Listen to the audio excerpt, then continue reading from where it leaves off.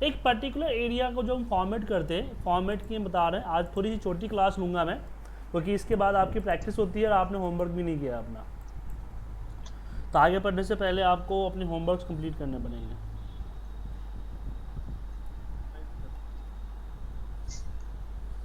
ठीक है, तो इसमें हम सबसे पहले बात करते हैं फॉर्मेटिंग की। तो फॉर्मेटिंग में सबसे पहले हम क्या करते हैं, हम फॉन्ट अप्लाई करते हैं। फॉन्ट तो एक पर्टिकुलर रेंज, जिसमें आप सिलेक्शन ले लो, रेंज ले लो, जो भी आप लेना चाहते हो ले लो। यहाँ पे करेंगे रेंज A1 या A1 से C1, जो भी सिलेक्शन मेथड है उस मेथड को आप यूज कर लो। एक्टिव सीट सिलेक्शन जो भी यूज करना यूज कर सकते हो आप।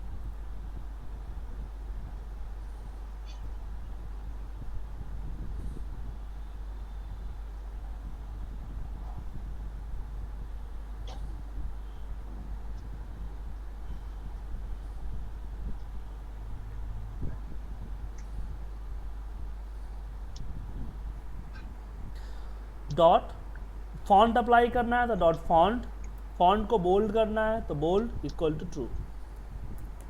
प्रॉपर्टी है इसलिए इक्वल लगेगा इसमें। सेम अब मुझे इस पर बोल्ड के बाद इटैलिक भी करना है, तो फिर मैं सेम पूरा कॉपी करूँगा, नीचे पेस्ट करूँगा, dot italic equal to true, ऐसे पूरे अप्लाई करूँगा। अब प्रॉब्लम क्या होती है कि मुझे एक ही ऑब्जेक्ट या एक ही ऑब्जेक्ट के मेंबर के बहुत सारे सब मेंबर अप्लाई करने हैं, मैंने एक ही ऑब्जेक्ट पे कई सारे एक्शंस अप्लाई करने हैं आपको, तो हर बार आपको उसके ऑब्जेक्ट को लिखना पड़ेगा।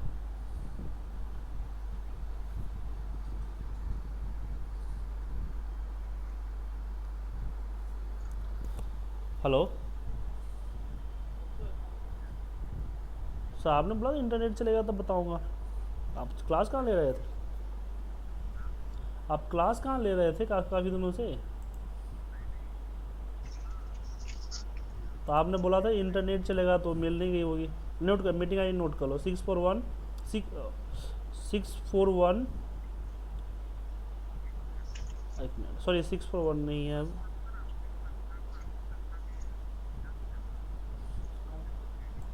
नहीं गया होगा ना, आपके बेस्ट लिस्ट से आपका नाम हट गया है ना। अब कंटिन्यू अगर 3 दिन आप ज्वाइन नहीं करते हो तो बेस्ट लिस्ट से नाम हट जाता है। हाँ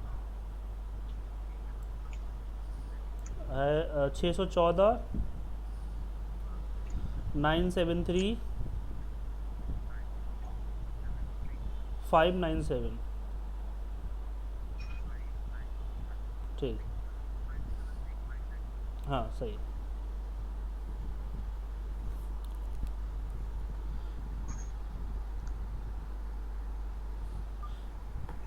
ठीक है, तो मुझे बताओ कि मुझे हर बार ये लिखने पड़ेंगे, तो मैं एक काम कर सकता हूँ, इससे लिखने से बचने के लिए मैं विथ कमांड यूज़ कर सकता हूँ। आपने कभी रिकॉर्डिंग में आपको की होगी तो बहुत सारे विथ कमांड आपको दिखेंगे, तो विथ कमांड इसलिए यूज़ किया जाता है। उसके बाद मुझे अब ये सारे लिखने की ज़रूरत नहीं है, बस dot italic equal to true या फॉल्स, अगर अप्लाई करना था ट्रू और डिसअप्लाई करना था फॉल्स, इक्वल टू अंडरलाइन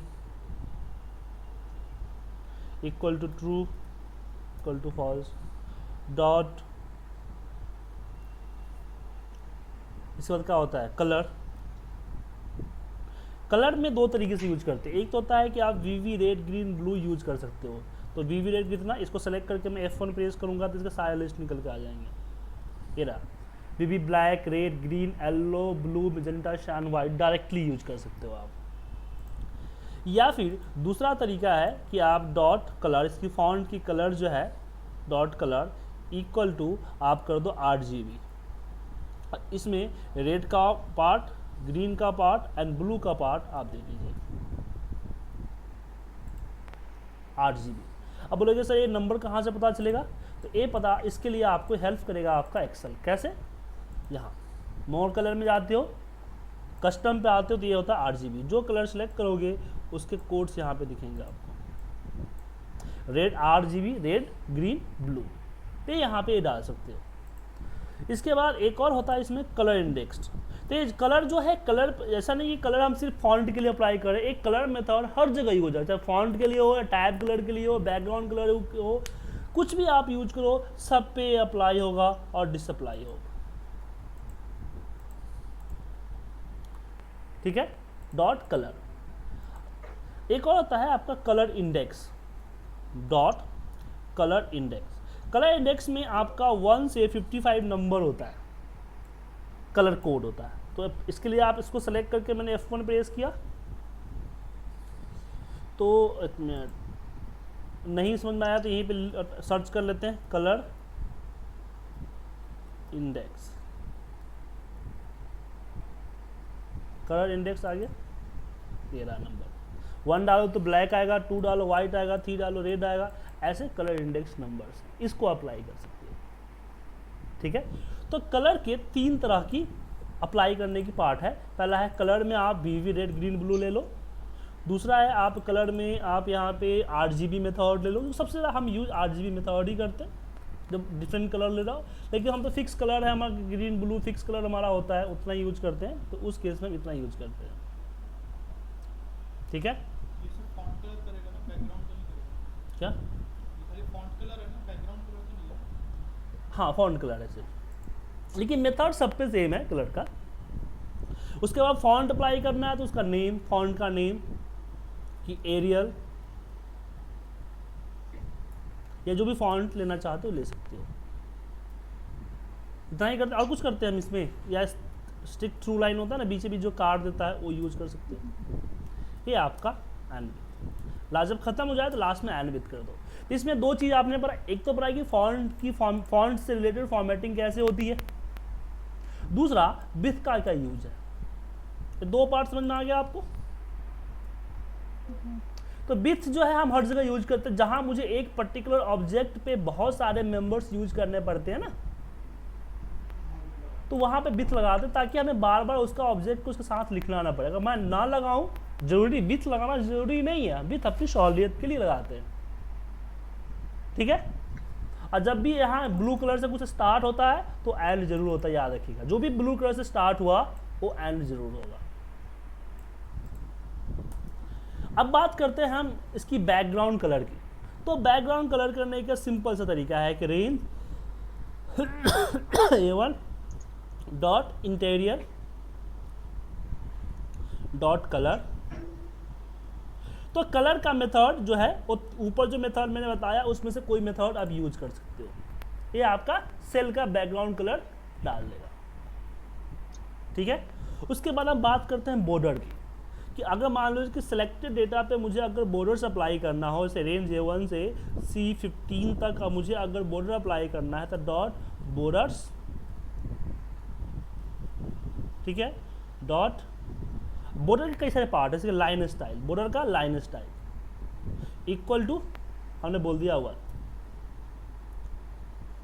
तो 1 क्या है, लाइन स्टाइल का टाइप है। जब हम बॉर्डर यूज करते हैं ना तो जो लाइन स्टाइल होते हैं ना हमारे इसके नंबर्स हैं, तो 1 इट मीन्स ऑल बॉर्डर। ठीक है, इसके बारे में इसको ज़्यादा जानकारी चाहिए तो आप इसको सिलेक्ट कर लो और F1 प्रेस करो,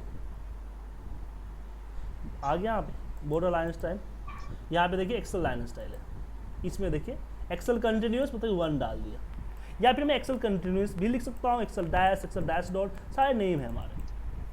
तो कंटिन्यूस डाल दिया मतलब क्या है, कंटिन्यूस लाइन आएगी और पूरा का पूरा ऑल बॉर्डर अप्लाई होगा। लेकिन अगर मान लीजिए मैं ऊपर नीचे आगे पीछे अलग अलग बॉर्डर अप्लाई करना चाहता हूँ, तो इसकी कोडिंग के लिए कुछ नहीं कीजिए, आप क्या कीजिए, एक माइक्रो रिकॉर्ड करके मैं एक को बता देता हूँ। राइट क्लिक करता हूँ, फॉर्मेट सेल, बॉर्डर, ये लाइन से ना, ऐसा लाइन से एंड ओके कीजिए, एंड रिकॉर्डिंग ऑफ करता हूँ। अब इसकी रिकॉर्डिंग मैक्रो की कोडिंग देखिए, विथ कमांड लगाया, क्यों लगाया समझ में आ गया, क्योंकि इसमें कई सारी चीज़ चाहिए। सबसे पहला हुआ सिलेक्शन की जगह हम रेंज ले सकते हैं, बॉर्डर। अगर हमने देखिए ऊपर क्या किया, हमने भी सेम रेंज लिया है, सिलेक्शन होगी हुआ, लाइन स्टाइल इक्वल टू 1 कर दिया है, तो हमने सिर्फ बॉर्डर्स डाला हुआ है, मतलब कि ऑल बॉर्डर्स डाला, तो बॉर्डर्स में डाल दिया और आगे कर दिया, मतलब क्या होगा कि ऑल बॉर्डर लेगा। ठीक है, लेकिन अगर मैं ब्रैकेट में डाल दिया कि कौन सा बॉर्डर, डायलेक्स अप, लेफ्ट, टॉप, बॉटम, यहाँ देखिए right, inside vertical, inside horizontal,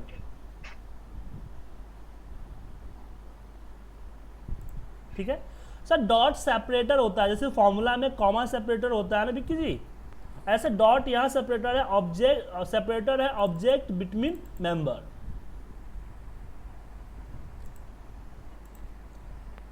ठीक है। तो बॉर्डर्स यहाँ से अप्लाई करते हैं, line style equal to continuous, या फिर जो भी देना चाहते हो डैश डॉट डॉट जो भी चाहिए डाल दीजिए। और दूसरा तुम्हारा होता है ये कि कलर इंडेक्स, यहाँ पे कलर इंडेक्स का नंबर दिया हुआ है, कोई कलर नहीं इसलिए, या फिर अपने हिसाब से कोई कलर है तो कलर मेथड जो ने बताया वो मेथड ले लीजिए, ये 3 सेट की जरूरत नहीं पड़ती है। और दूसरा होता है इसका बेड्थ, इसकी साइज, अगर आपका मोटा बॉर्डर चाहिए, हम लेते हैं, हम लोग यहाँ से मोटा बॉर्डर लेते हैं, मोटे वाली बॉर्डर लेते हैं, ऐसा मोटा बॉर्डर चाहिए तो आप यहाँ पे थिक डालोगे, एक्सल थिक, पतला है एक्सल थिक। तो ऐसे आपको 1 बाय 1 साइड के लिए left right top bottom inside vertical inside horizontal border आप यूज करोगे, जो चाहिए चाहिए नहीं चाहिए। अगर आप नहीं लगाओगे, ब्रैकेट नहीं लगाओगे तो ऑल बॉर्डर अपने आप ले लेगा। तो इसकी इस सब की जरूरत तो बहुत कम पड़ती है, ज़्यादातर हम लोग एक्सेल कंटिन्यूस ही लेते हैं। तो बॉर्डर मेथड समझ में आया आपको? किसी को डाउट है? सर एक क्वेश्चन, जब ये जब भी आप ये इक्वल साइन लगाते हैं राइट, तो इसका मतलब क्या कि वो इसकी मतलब प्रॉपर्टी है, वैल्यू है, प्रॉपर्टी की है। हाँ, प्रॉपर्टीज की वैल्यू मेंटेन करते हैं हम। मैंने बताया ना प्रॉपर्टी 2 तरह से होता है, कि रिसीवर होता है, गिवर होता है। तो ये रिसीवर है, जो गिवर होता है वो जस्ट वैल्यू देता है, लेता कुछ नहीं है। जैसे कि मैंने वर्कबुक नेम बताया, तो ये जो होता है रिसीवर गिवर दोनों होता है। जो गिवर होता है वो सिर्फ देता है वैल्यू, लेता नहीं है। जो रिसीवर होता है लेता भी और देता भी है, दोनों है। ओके, ठीक है।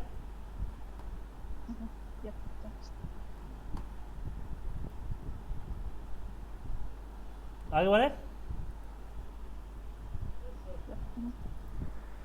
तो हमने बॉर्डर सीख लिया, अब बारी आती है हमारी अलाइनमेंट्स की। किसकी बात आती है? अलाइनमेंट्स की। अलाइनमेंट्स कैसे यूज करते हैं? तो अलाइनमेंट्स के लिए भी आप एक बार रिकॉर्डिंग में आपको कर दोगे तो अलाइनमेंट्स के बारे में समझ में आ जाएगा, एक ही साथ लग जाता है वो भी। अलाइनमेंट जो होता है, मतलब कि ये जो बात करते हैं ना यहाँ पे, इस सारे अलाइनमेंट्स की बात करता हूँ मैं। तो क्या क्या होता है? Horizontal alignment and vertical alignment दो होता है, कि टेक्स्ट को अलाइन करना है इसको, तो हॉरिजॉन्टल वर्टिकल होता है, नहीं ये दोनों होता है। इसके लिए होता है हॉरिजॉन्टल वर्टिकल। तो हॉरिजॉन्टल में क्या करना है आपको? एक्सेल जनरल करना है, मतलब कि जैसा है वैसा रहने दो, नहीं तो एक्सेल लेफ्ट, जैसे एक्सेल सेंटर आ गया, एक्सेल लेफ्ट एक्सेल राइट। ऐसे ही अगर वर्टिकल में कुछ नहीं करना है तो एक्सेल जनरल कर दो, नहीं तो top bottom middle. Wrap text करना है तो ट्रू, नहीं करना है तो नहीं ट्रू। ओरिएंटेशन मतलब कि कितना डिग्री पे उसको रोटेट करना है, घुमाना है वर्ड को, उतना डिग्री डाल दीजिए। ऐड इंडेंट, ऐड इंडेंट पता होता है क्या करता है? जैसे हमने ए लिखा तो इसको यहाँ से हम आगे घसकाते तो घसकाना है, मतलब कि आगे अगर इसको मूव करना है तो करना है या नहीं करना है? करना है तो ट्रू, नहीं करना है तो फॉल्स। और करना है तो कितना लेवल करना है? सिंक टू फिट करना है तो ट्रू बनना फॉल्स, ये इसकी जरूरत नहीं पड़ती है। और होता है मर्ज सेल करना है तो ट्रू, नहीं करना है तो फॉल्स। तो इसमें जरूरी का सब लिखना ही पड़ेगा आपको, जिसकी ज़रूरत है वो लिखो, जिसकी ज़रूरत नहीं है उसको ना लिखो। लेकिन रिकॉर्डिंग करते समय सारा अपने आप आ जाता है, ठीक है।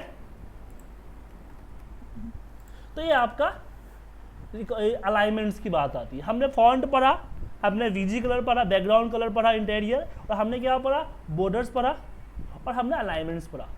तीसरा क्या आता है हमारा? तीसरा हमारे पास आता है, वो आता है आपका नंबर फॉर्मेटिंग, मतलब कि कस्टम फॉर्मेटिंग।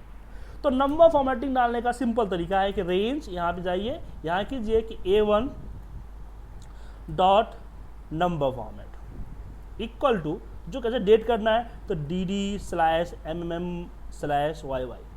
इस पर कस्टम फॉर्मेटिंग के कोड आपको डालना है, या डेसिमल्स परसेंटेज देने हैं 0.0% इन्वर्टेड कॉमा में।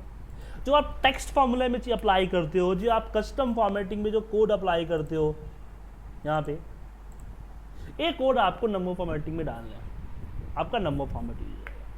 और कस्टम फॉर्मेटिंग की क्लास में चीज़ मैं आपको पढ़ा चुका हूँ, ठीक है। तो हमने फॉन्ट सीखा, हमने अलाइनमेंट सीखा, हमने नंबर सीखा, इसके बाद कोई और तो बचता नहीं है। उसके बाद कुछ चीज़ें हैं जो कि आप रिकॉर्डिंग में आपको सीख सकते हो, जैसे कि कंडीशनल फॉर्मेटिंग कैसे अप्लाई किया जाता है, क्या है, तो उसको आप रिकॉर्डिंग करके इसका यूज ले सकते हो। आप टेबल में कन्वर्ट करना, सेल स्टाइल करना, ये आप चीज़ें कर सकते हो। ठीक है, तो अभी आप क्या करो, पहले तो कल की होमवर्क मैंने दिया था, उस होमवर्क को आप फॉलो करो, ठीक है। देन आप ये जो बाकी जो मैंने आज फॉर्मेटिंग बताया, उस फॉर्मेटिंग के मदद से कोई एक ऑटोमेटेड फॉर्मेट डिजाइन करो, चाहे वो अटेंडेंस की हो, या सेल्स इनवाइस हो, या आपका रोस्टर हो, ये ट्रांसपोर्ट रोस्टर हो, पैटिकस ट्रेकर हो, ऐसे कोई भी एक फॉर्मेट या कैलेंडर ही हो, आप एक बनाइए विथ VBA। क्लियर है? तो ये दो चीज़ आप कीजिए, फिर हम कल की क्लास में आपको जो है वो पढ़ाएंगे कैलकुलेशंस, मतलब कि डेटा टाइप्स, ठीक है। तो मिलते हैं कल same time. Okay, bye. Thank you sir.